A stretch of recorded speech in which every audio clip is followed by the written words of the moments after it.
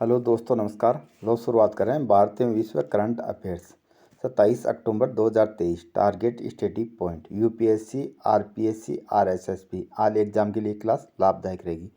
Channel पर visit कर आप इन क्लास का फ़ायदा उठाएं। चैनल पर विजिट के लिए आप चैनल को सब्सक्राइब करें और आल पे क्लिक करें, जिससे आपको डेली नोटिफिकेशन मिलता रहेगा और आपकी तैयारी बेस्ट हो सकेगी।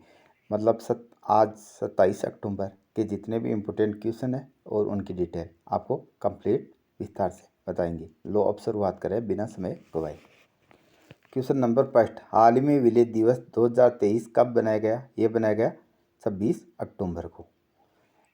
अब आपको हो रहा होगा कि विलेज दिवस क्या होता है। तो विलेज दिवस होता है जैसे जम्मू कश्मीर का विलय हुआ था भारत में।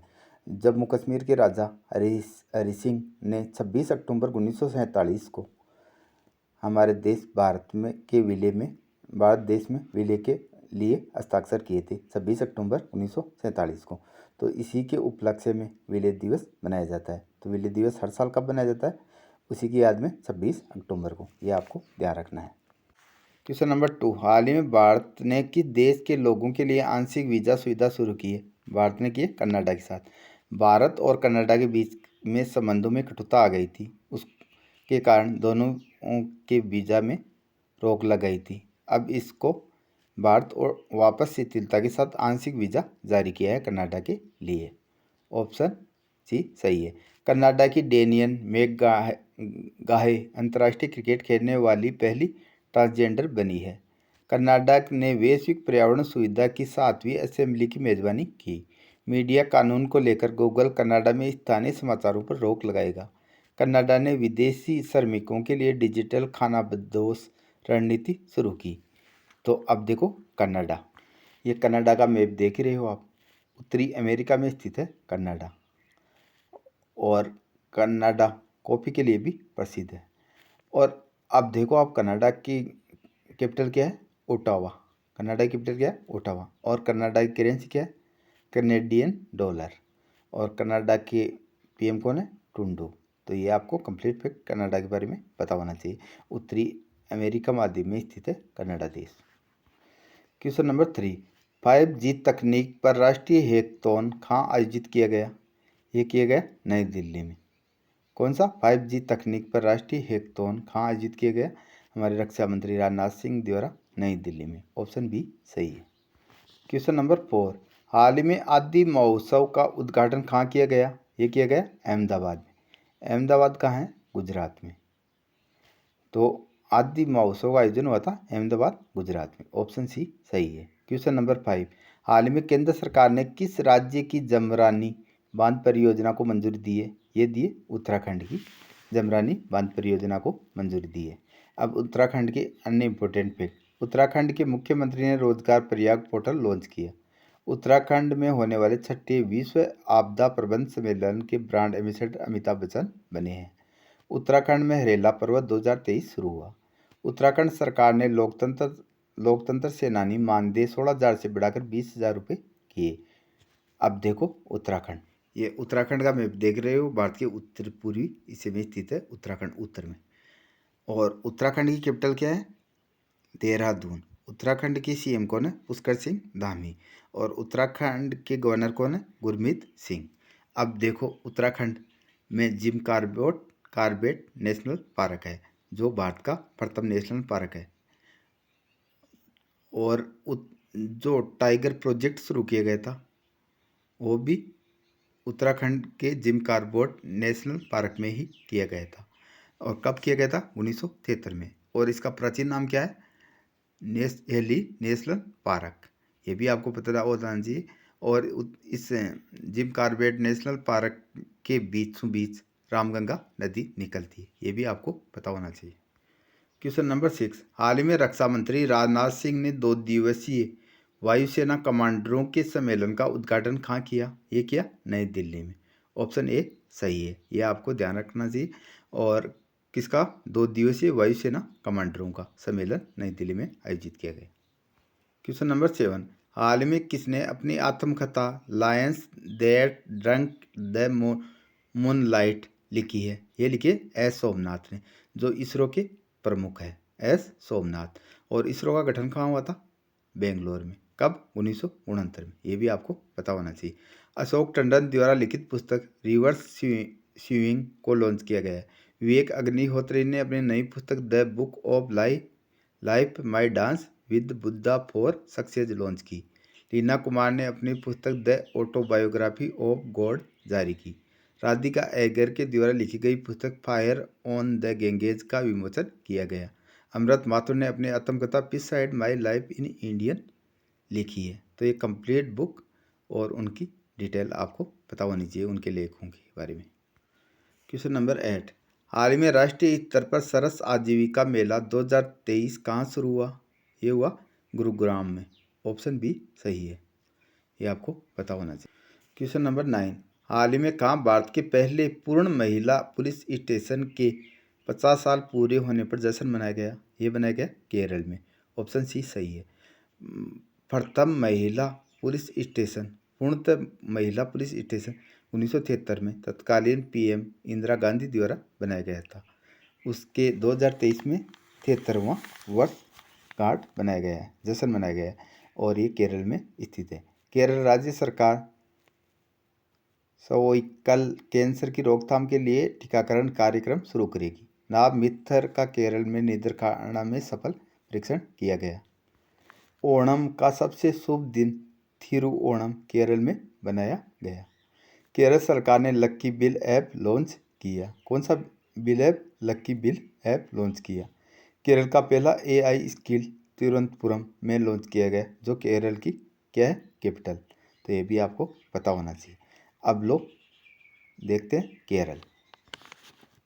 केरल की कैपिटल क्या है? तिरुवनंतपुरम। और केरल के CM कौन? पिनाराई विजयन। और केरल के गवर्नर कौन है? आरिफ मोहम्मद खान। और केरल भारत के पश्चिमी तट पर स्थित है। दक्षिणी भारत में पश्चिमी तट पर स्थित है केरल। ये आपको पता होना चाहिए।